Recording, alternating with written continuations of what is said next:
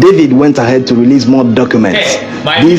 David Hundeyin, that investigative journalist, he don't go sue INEC to court. He say make INEC provide the school documents, school certificate wey Tinubu submit. Say he wan see am, INEC talk say dem no gree release am. This guy go sue INEC to court. He don win INEC for court. Now INEC don come give am the result. He come compare am to the one wey Chicago give am, Chicago University give am, because say the one wey Tinubu submit to INEC na fake. Make I watch the video, help me share am. David went ahead to release more documents.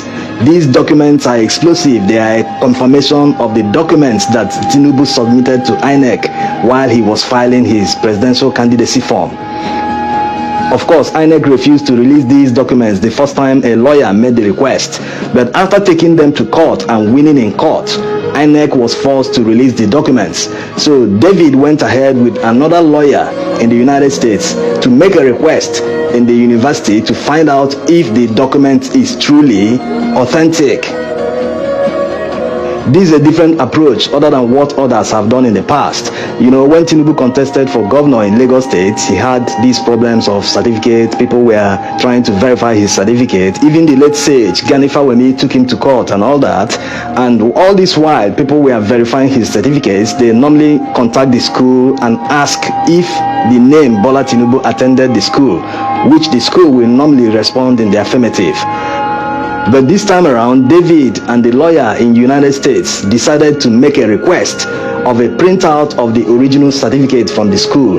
That's when everything became clear, that the certificate that Tinubu submitted to INEC is not the same thing as the one released by the university.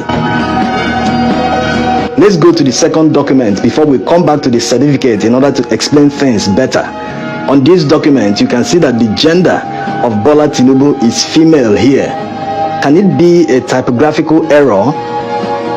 Maybe that's the reason he couldn't contact the university directly himself to retrieve the original certificate. If the lawyer in the university can get this original certificate as issued by the same university to him in the 70s, why couldn't he himself apply to the university to retrieve the document by himself? Maybe it's because the university can only give the original document to the original owner. Who knows? Maybe it is not his in the first place because of the female gender. The lawyer had to pass through the court in order to get these documents. But if you are the owner, if Tinubu is the owner of these documents, he passed through the university, he lost them, like he said, when the military raided his house in the 90s, why is it difficult for him to approach the university and retrieve the original document, the original certificate? There's this document from Chicago State University that says that Tinubu graduated from Government College, Lagos in 1970. This can't be true because Government College, Yaba was established in 1974 by Mobolaji Johnson, the former military administrator of Lagos. If you look on this board, you will see all the principals, the past principals of the school. So Tinubu couldn't have attended a school that wasn't in existence at the time. This might also explain why he didn't fail the primary and secondary schools he attended, because that would have been easy to verify.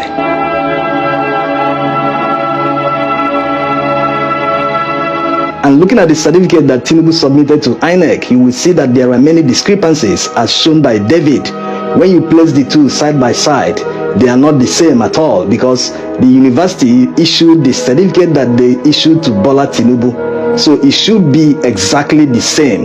The logo doesn't match. There's no time in the history of the school that they use this type of logo. There are grammatical errors in the body of the certificate. You can see the original one, how it's written. It is not exactly the same as the one that Tinubu submitted to INEC. There are more spaces for signatories, unlike 2 on the original. So if you look at them, this constitutes forgery.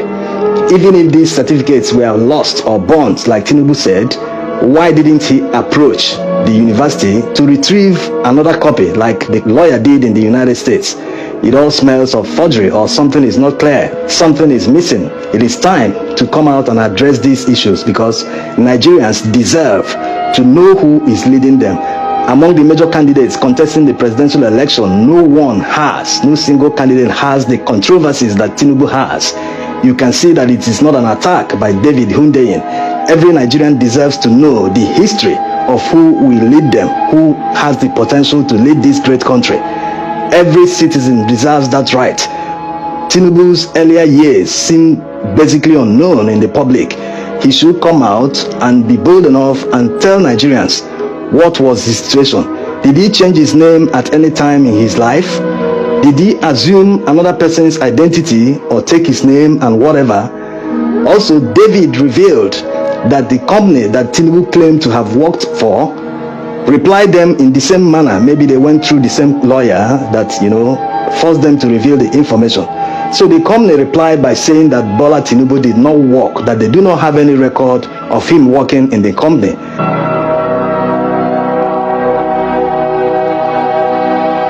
It is time that Bola Tinubu addresses Nigerians on these issues. No time to continue defending people or sending spokespersons to defend the situation.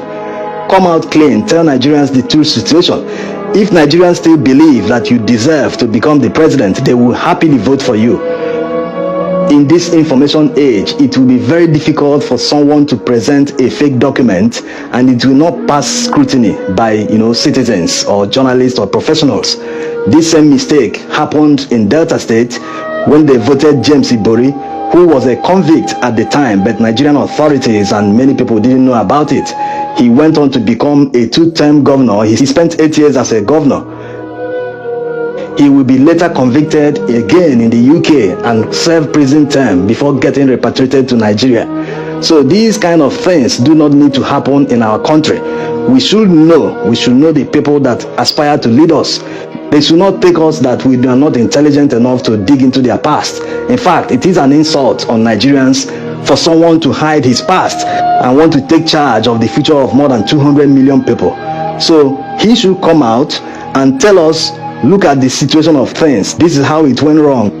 When Tinubu had this problem in the first time when he was contesting for governor, there wasn't enough information. People just got what they could, But this time in the digital age, there are many ways to get information,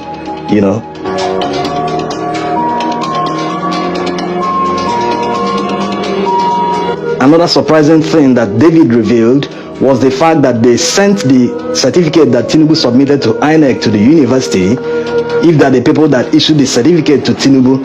And surprisingly, they told them to burn all other documents that they have released to them, that there was a problem, that, they started giving excuses. So it shows one thing. It seems like someone in the university or a group of persons is trying hard to protect the interest of Tinubu or to hide the reveal of the situation of things. More investigation needs to be done to know the actual true situation of things, so that Nigerians, when they go to the polls in February next year, they can make an informed decision. They can say, this person, I know him very well, I know his past, I know his childhood, these are his schoolmates in primary, in secondary, in the university, he worked in social companies and he became governor, he became this, he became that. So definitely they will know the person they are voting for. They will make an informed decision.